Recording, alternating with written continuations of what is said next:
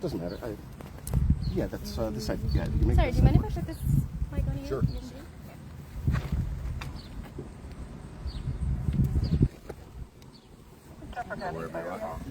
Thank you. Yeah. Yeah, good luck. Between the flies and the bees, I don't know which one's winning today. You just look at whoever's asking you the question. Okay. All right, you guys good to go? Okay. We'll just rotate through. Is Yeah. that fair to everybody? We'll just go Yes. with questions that way? Okay. Can you just kind of start by giving us a summary of the operation that went down here? Yeah, so Paris Fire and Rescue was dispatched originally for a gentleman in a grain bin. Through our protocols, we instantly called for the county tactical rescue team that has trained special technicians that are trained to go into confined spaces similar to a grain bin.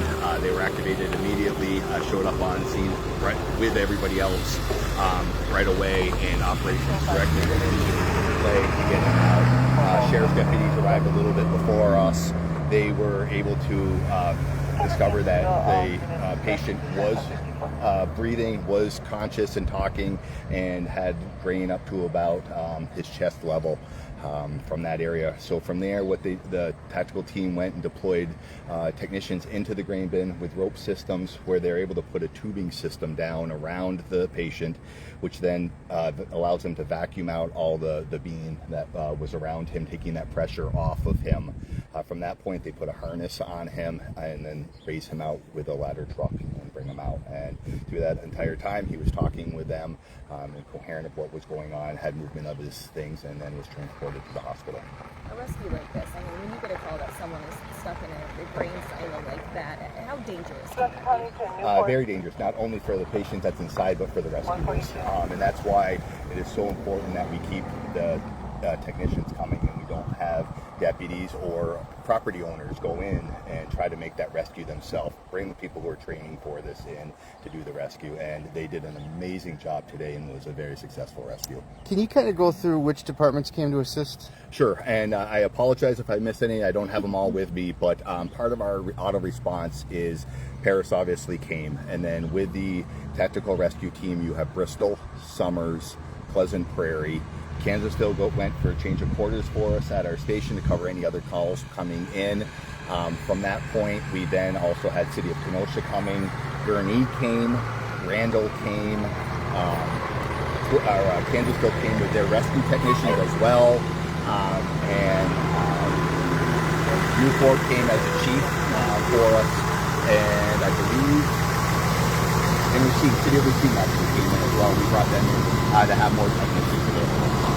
And the device that actually brought him out, was that a ladder truck? That was. And whose equipment was that? That was, so on our cards with the SRT team, we had specific equipment designated from every department. This one happened to be Summers, so we had the platform from Summers, because the platform's easier to work off of for situations like this. So we have the platform from Kenosha and the platform from Summers arriving. Summers is the one that actually was able to get their platform up first. And that platform actually connected to the harness, which lifted the gentleman up? Correct. So that, so that platform is basically your base area. So that's where all the rigging for all the ropes and everything come off of that. So that it can be, that way we're going right over the hole. There were 2 ladders in this grain bin with multiple hatches for entry, so we were able to get technicians and in there to get it through that. And then the last questions. We saw the ambulance leave without lights and sirens. Is that a good sign? And were you concerned about the heat at all? Definitely. I'm glad it was the time of day it was, because obviously not only in that confined space will that heat up, but with being on the roof and being in the area, that all will definitely get hotter. So not seeing lights and sirens is a fantastic thing, and not needing Fight for Life. We did bring them in. They did stage for us in case of that needed in them, and we didn't, so that's a good sign. What was the man, and how is he now? Have you spoken to him? I spoke to him quickly before he left. I have not got an update, so he seemed to be in good spirits when he was transported from here. He was talking to his family, saying we still got to get the farming done. So that's always a good sign, and I believe him to be around the 60 years of age. So no visible injuries. He was. Once again, I was not on the med unit, but nothing that had been reported back to me. I still went to the hospital. Absolutely, absolutely. Compression injuries is your thing because of the weight of what soybean is a lighter weight grain, but having that up against you, that's our biggest concern with him now. Is once that pressure gets released, was there any injuries? We're not able to visually see exterior when we check for him. Any information on how he ended up stuck in there? Not fully.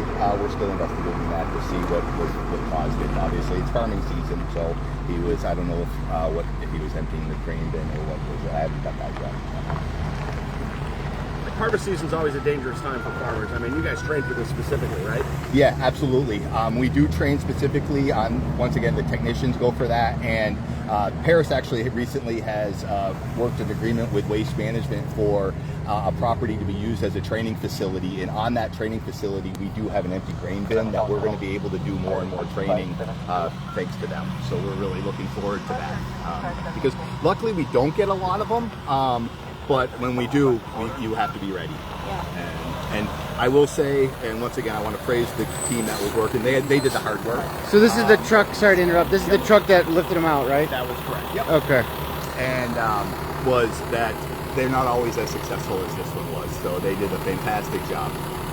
So could anything have gone better today for all the agencies that were here? No, everybody, from having Illinois, Racine County, City of Racine, Kenosha County, all working together, it worked flawless. We train together, we communicate with each other, having the sheriff department here, having dispatch. I don't want to forget dispatch. They are probably one of the most important entities that deal with us because it's that information that we get from them before we even arrive on scene, and because they're behind the scenes, they're easily forgotten. And they did a fantastic job. They got it toned out right away. They had other calls going on.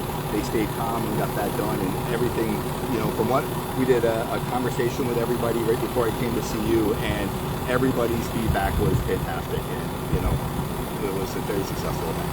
I know you mentioned he was talking about still getting the farm work done, but what did he say to you? Was he thanking you for anything like that? He was. They were checking him out, and we didn't take any time with him.